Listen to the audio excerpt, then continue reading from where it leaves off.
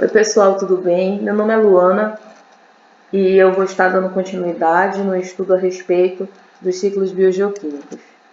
Na aula passada, nós tratamos a respeito do ciclo do carbono e agora, a partir desse momento, nós estaremos estudando mais profundamente o ciclo do nitrogênio.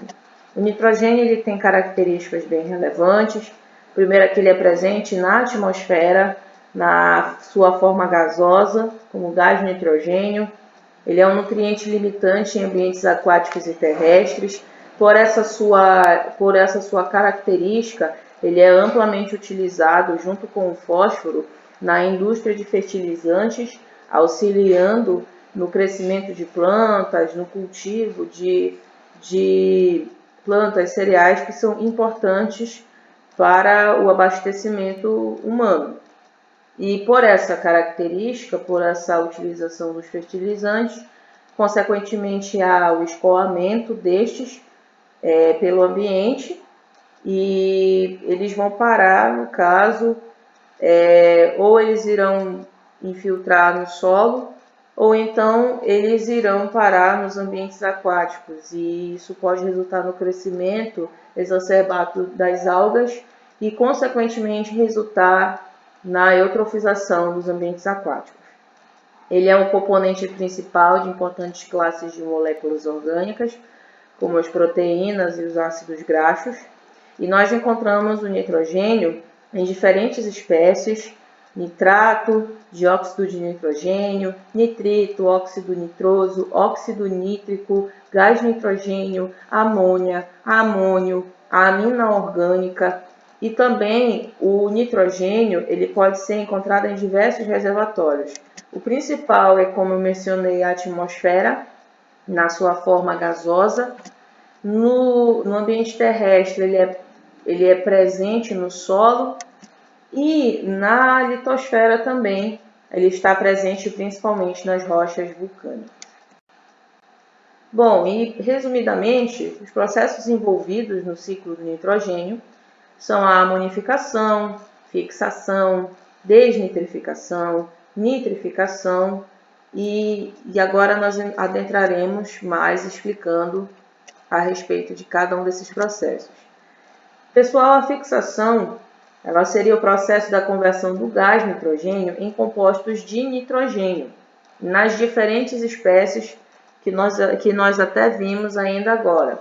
E nós temos três tipos de fixação. A atmosférica é a transformação do gás nitrogênio em amônia, pelos fenômenos físicos como os relâmpagos e faíscas. Então, é considerado um processo natural. A fixação industrial é a que é realizada pelas indústrias de fertilizantes e é a partir daí que nós vemos a intervenção humana, resultando em alguns problemas como a eutrofização. E nós temos a fixação biológica, que é a transformação do nitrogênio em amônia por bactérias, algas azuis, que também são conhecidas como cianobactérias, e fungos. Nós vemos esse evento ocorrendo principalmente em ambientes costeiros, como os manguezais e as marismas. Também nós temos a nitrificação, que é a transformação dos íons de amônia em nitrito e nitrato. Também esse processo ele pode ser dividido em duas partes, que é a nitrosação. Primeiro ocorre a nitrosação, que é a conversão dos íons de amônia para nitrito. Eu sei que está amônio, mas é amônia, gente. Pelas bactérias nitrossomonas. Então, nós vemos aí a reação que ocorre para essa conversão, essa reação ocorrer. E após a nitrosação, vemos a nitração ocorrendo, que é basicamente a conversão do nitrito para nitrato, pelas bactérias Nitrobacter. E também nós estamos vendo resumidamente a reação.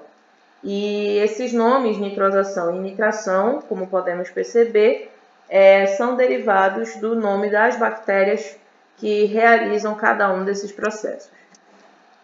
A assimilação é o nitrato que é produzido, ele ser assimilado pelos produtores primários.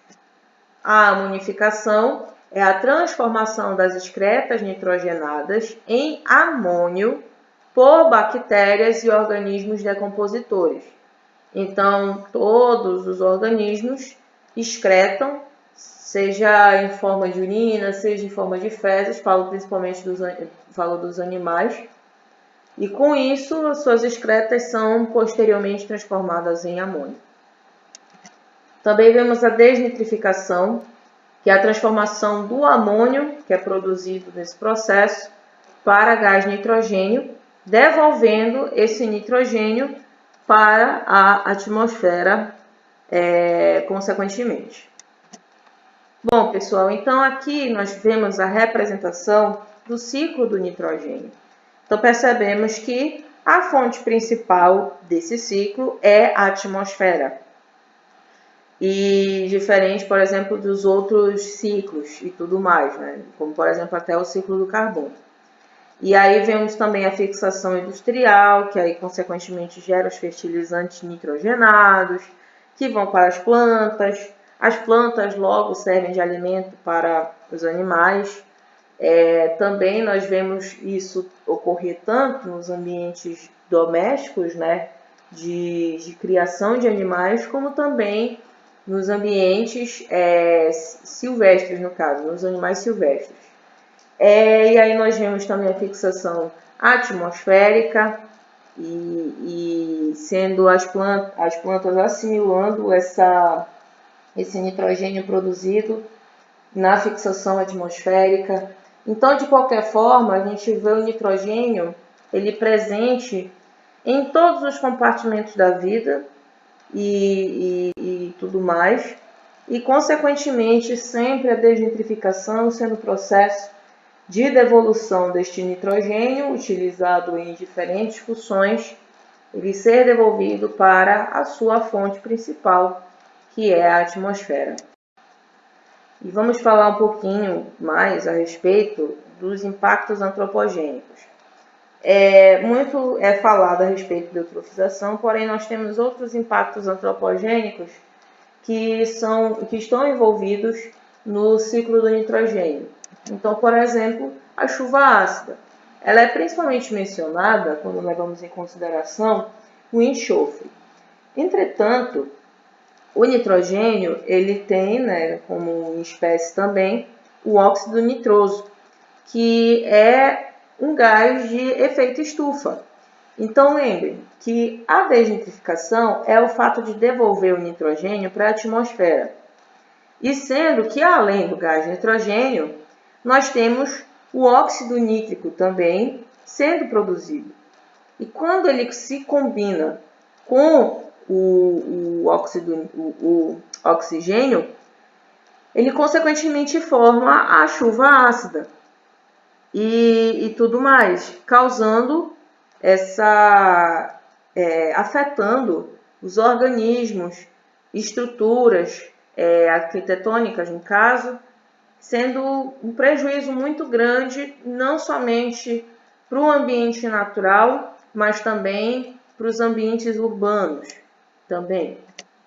Também nós temos a eutrofização, que principalmente nós vemos os fertilizantes sendo escoados até os ambientes aquáticos, mas também vemos que o esgoto, que não é tratado, proveniente de diversos setores, tanto doméstico quanto industrial, eles despejam concentrações altas de nitrogênio e fósforo.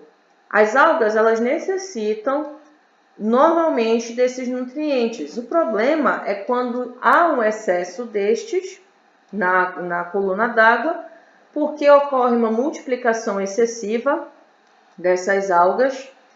E aí, nesse crescimento, há um consumo excessivo do oxigênio, resultando na falta de oxigênio para alguns organismos, como, por exemplo, os peixes e outros animais.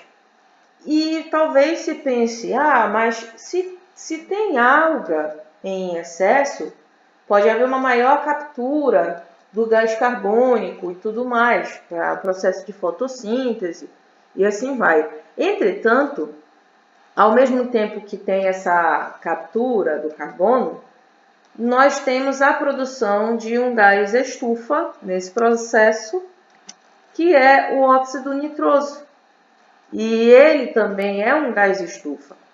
O efeito estufa, ele é um efeito natural da Terra, entretanto, ele está sendo agravado em uma velocidade muito alta, maior do que a velocidade que a Terra entra em equilíbrio. O óxido nitroso ele é produzido com o aumento da atividade biológica. Então, ao mesmo tempo que pode estar havendo uma captura de outros gases estufas, principalmente do elemento carbono, também está havendo uma produção do efeito estufa. Então, de qualquer forma, está havendo prejuízo para o ambiente. Então, pessoal, era isso que eu queria trazer a vocês a respeito do nitrogênio. Espero que tenha ficado as coisas claras e qualquer dúvida vocês podem entrar em contato comigo. Até logo!